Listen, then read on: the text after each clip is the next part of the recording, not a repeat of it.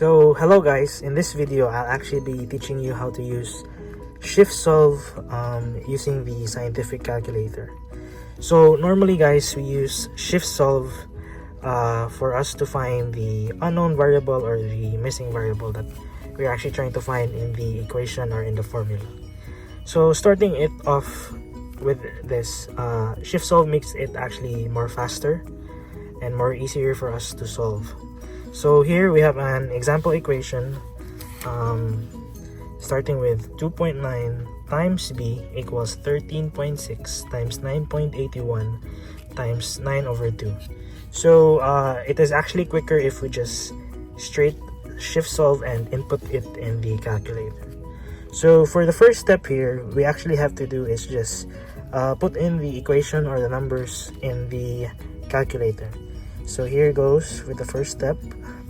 We put 2.9, and for the variable b, we're actually gonna use x as it is usually common to just use x as the standard or general variable. So we use alpha x, and then for the equal sign here, it's actually a different step as well. So the next step, instead of using this equals button, since this is a different equals from using shift solve, we're gonna actually use this equal sign here.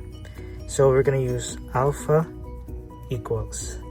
Okay, after that we just continue inputting the rest of the equation of 13.6 times 9.81, then close out the parenthesis, and then next for the fraction of 9 over 2, and then close out the parenthesis. So the next step here is actually not hitting the equals, not yet, but instead we already use the shift solve function, which here we'll be actually using shift and then solve.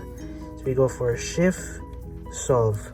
As you can see, the next step here is actually hitting the equal sign, but before that, since there is a previous value, we don't want to use that previous value, because if we try to equals it, it will actually limit itself within this range of numbers.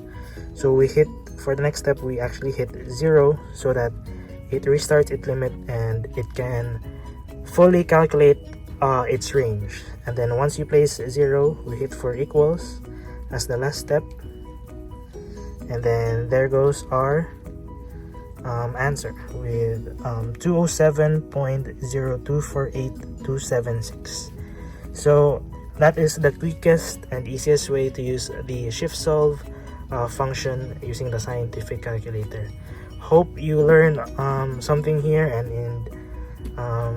you can actually use this furthermore. Thank you guys.